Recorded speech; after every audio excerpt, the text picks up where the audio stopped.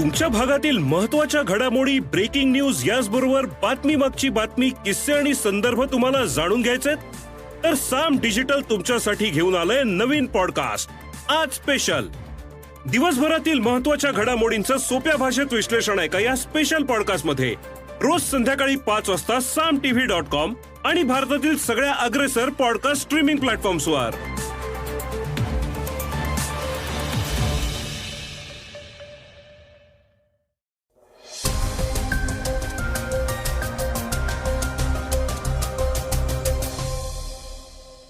नमस्कार, मी गौरी कुबेर. आता आपण ऐकणार आहोत आजचं सकाळचं पॉडकास्ट. भारताची तिसरी चांद्र मोहीम असणाऱ्या चंद्रयान 3चं यशस्वी प्रक्षेपण करण्यात आलंय. त्यानंतर आता हे चांद्रयान चंद्राच्या दिशेनं प्रवास करत आहे. या संबंधीची एक महत्त्वाची बातमी आपण आजच्या शोमधनं जाणून घेणार आहोत. सध्या सगळीकडे AI म्हणजेच आर्टिफिशियल इंटेलिजन्सचा बोलबाला आहे. त्यामुळे भविष्यात करिअरच्या लाखो संधी AI मध्ये उपलब्ध होण्याची शक्यता आहे. त्याविषयीही ऐकणार आहोत. आज चर्चेतील बातमीमध्ये राष्ट्रवादीकडून बंडखोरी केलेल्या आमदारांनी पवारांची भेट घेतलीये आणि त्याबद्दल चर्चा सुरू झालीये. त्याविषयी जाणून घेणार आहोत. चला तर मग सुरुवात करूयात आजच्या पॉडकास्टला युनिफाईड पेमेंट इंटरफेसच्या बातमीनं. भारताचा रुपया आता आंतरराष्ट्रीय चलन बनण्याच्या मार्गावर आहे. 18 देशांनी आधीच रुपयात व्यवसाय करण्याची इच्छा व्यक्त केली होती. अलीकडेच युनिफाईड पेमेंट इंटरफेस म्हणजेच UPI संदर्भात फ्रान्स सोबत एक करार करण्यात आलाय. भारत आणि संयुक्त अरब अमिराती यांनी व्यवहारासाठी इन्स्टंट पेमेंट प्लॅटफॉर्म IPP सह UPI जोडण्याचं मान्य केलंय. या दोन्ही मुद्द्यांवर पंतप्रधान मोदींच्या UAE अध्यक्ष शेख मोहम्मद बिन जायद अल नाहयान यांच्याशी झालेल्या विस्तृत चर्चेदरम्यान सहमती दर्शवण्यात आली आहे. याशिवाय अबुधाबीमध्ये IIT दिल्लीचं कॅम्पस स्थापन करण्यासाठी दोन्ही देशांच्या दरम्यान सामंजस्य करारही करण्यात आलेला आहे. फ्रान्स नंतर पंतप्रधान मोदी UAEला पोहोचले आहेत. फेब्रुवारी 2022 मध्ये दोन्ही देशांच्या दरम्यान सर्वसमावेशक आर्थिक भागीदारी करार झाला होता. PM मोदींनी ट्विट करून माहिती दिलीये की आर्थिक सहकार्य वाढवण्यासाठी आणि आंतरराष्ट्रीय आर्थिक नियमन सुलभ करण्यासाठी दोन्ही देशांमध्ये करार करण्यात आलेला आहे. करारानंतर पहिल्या व्यवहारात 12.84% रुपये देऊन 25 किलो सोनं मुंबईत येस बँकेत हस्तांतरित करण्यात आलेलं आहे.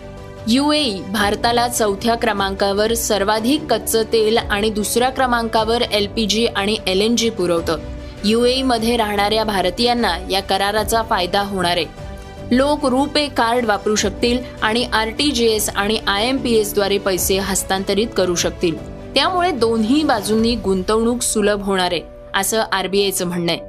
या करारानंतर दोन्ही देशांच्या मध्यवर्ती बँका भारताच्या UPI आणि UAEच्या इन्स्टंट पेमेंट प्लॅटफॉर्मला एकमेकांशी जोडतील. शिवाय रुपे आणि UAE स्विच हे देखील एकमेकांशी जोडले जाणार आहेत. हे कार्ड दोन्ही देशांमध्ये वैध असेल. जिथून चांद्रयानाचं यशस्वी प्रक्षेपण करण्यात आलंय त्याविषयी आपण जाणून घेऊयात.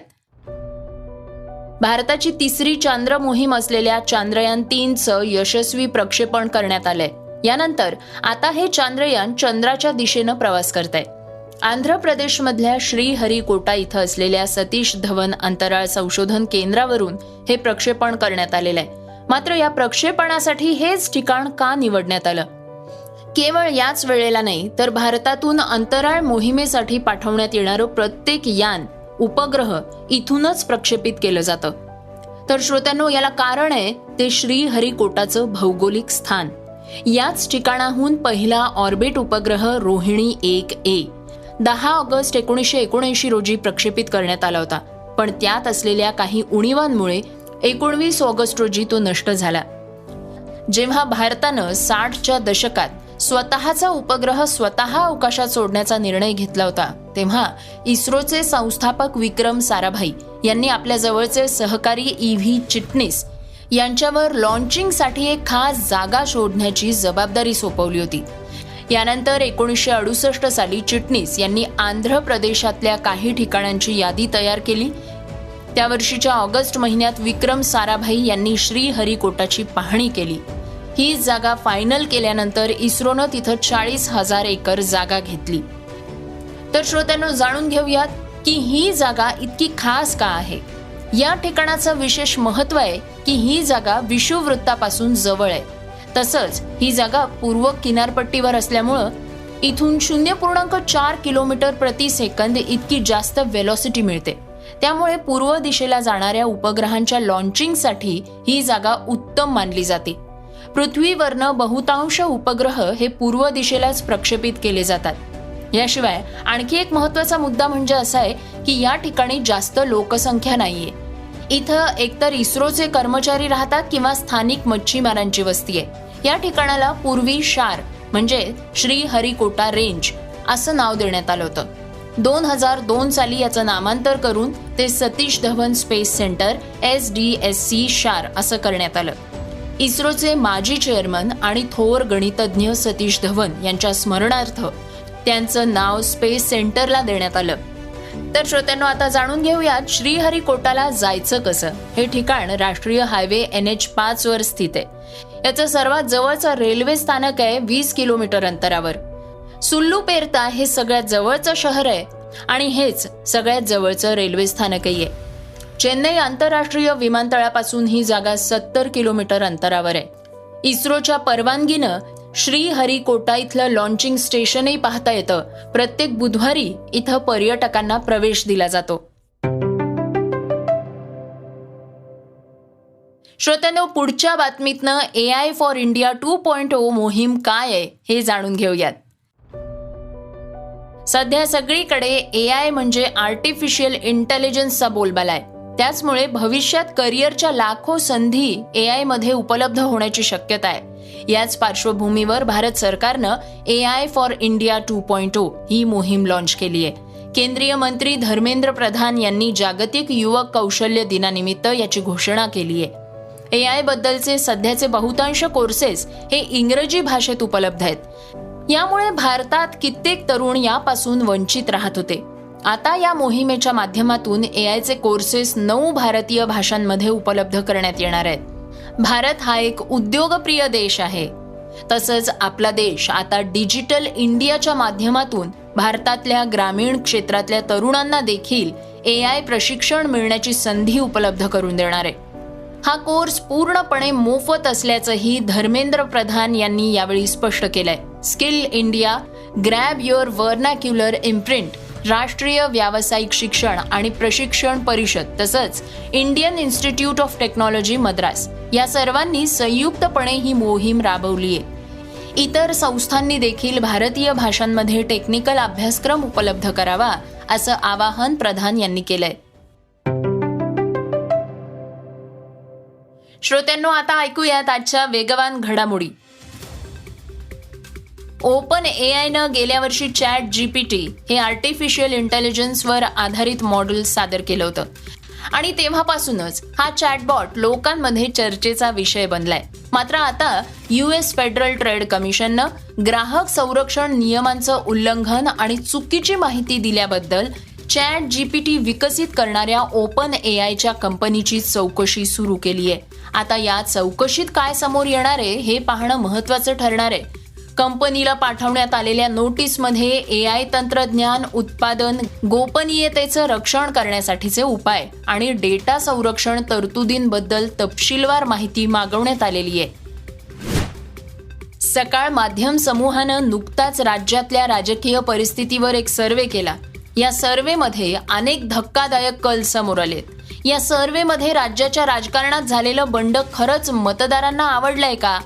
पुढल्या काळात महाराष्ट्रातल्या जनतेचा कल कुणाकडे असेल याची माहिती घेण्यात आली आहे. यावरून राष्ट्रवादी काँग्रेसचे आमदार रोहित पवार यांनी प्रतिक्रियाही दिली असून रोहित पवार यांनी आपल्या ट्विटमध्ये असं म्हटलंय की एका माध्यम समूहाच्या सर्वेनं महाराष्ट्राच्या जनतेचा मूड दाखवून दिलाय. एकदा नाही तर 2 वेळा एवढ्या कुरापती करूनही अपेक्षित असा परिणाम मिळत नसल्यामुळे हा सर्व्हे बघून काहींची झोप मात्र नक्कीच उडाली असणार आहे असं ते म्हणाले. मराठी मनोरंजन विश्वातले प्रसिद्ध अभिनेते रवींद्र महाजनी यांच्या निधनानंतर काही सेलिब्रिटीजच्या पोस्ट आता चर्चेत येत आहेत. या सगळ्यांमध्ये अभिनेत्री हेमांगी कवीची पोस्ट लक्ष वेधून घेताना दिसतेय. ती म्हणते, आपण कोण झालो आहोत. आपण एखाद्या व्यक्तीच्या वैयक्तिक आयुष्याबद्दल काहीही माहीत नसताना वाटेल ते बोलत सुटतोय. त्या अभिनेत्याच्या मुलाबद्दल, पत्नीबद्दल. त्या कलाकाराला आलेलं मरण अनेक लोकांना येत असावं, पण केवळ ते अभिनेते होते, प्रसिद्ध होते म्हणून वाटेल ते बोलण्याचा परवाना घेतलाय की काय आपण, अशा शब्दात हेमांगीनं तिचा राग व्यक्त केलाय. श्रोत्यांनो, क्रीडा क्षेत्रातली महत्त्वाची बातमी ऐकूयात. चेक प्रजासत्ताकची बिगर मानांकित महिला टेनिसपटू मार्केता वांद्रोसोव्हानं विम्बल्डन महिला एकेरीचा चषक पटकावत इतिहास रचलाय. गेल्या 55 वर्षात विम्बल्डनमध्ये एकही बिगर मानांकित महिला टेनिसपटूला महिला एकेरीचं विजेतेपद जिंकता आलं नव्हतं. ती ओपन एरामधली विम्बल्डन महिला एकेरी किताब जिंकणारी पहिली बिगर मानांकित महिला टेनिसपटू ठरलीय. श्रोत्यांनो, ऐकूयात आजची चर्चेतली बातमी. राष्ट्रवादी काँग्रेसचे नेते अजित पवार यांनी उपमुख्यमंत्री पदाची शपथ घेत सत्तेत सामील होण्याचा निर्णय घेतल्यानंतर राष्ट्रवादी काँग्रेस पक्षात उभी फूट पडल्याचं पाहायला मिळालं होतं.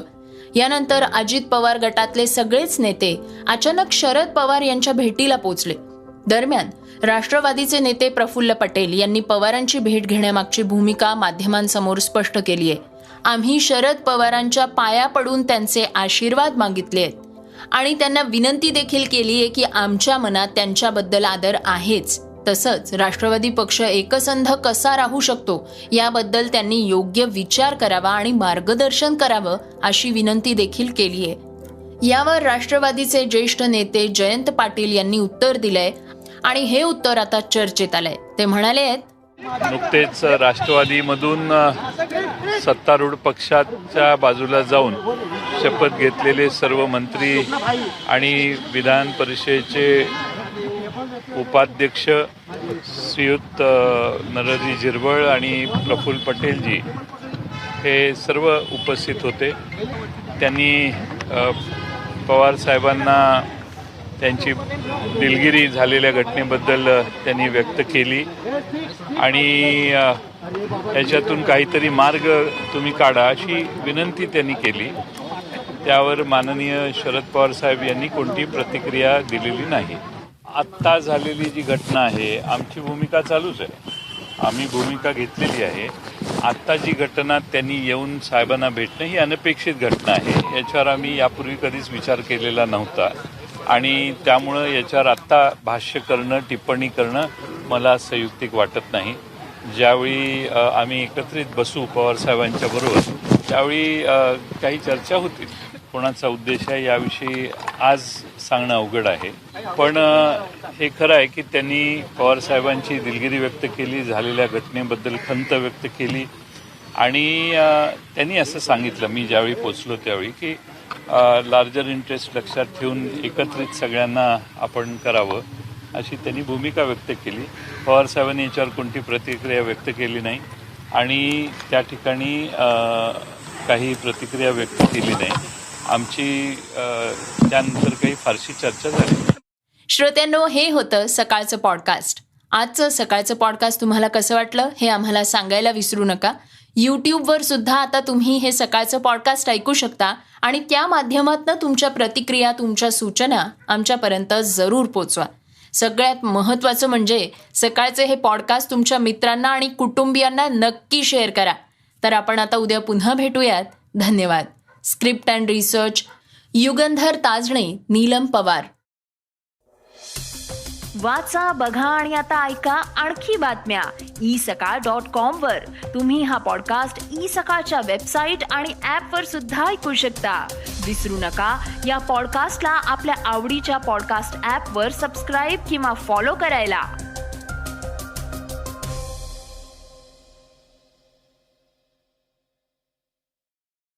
On Florida's Space Coast, we think you can have the best of both worlds. Kind of like right now.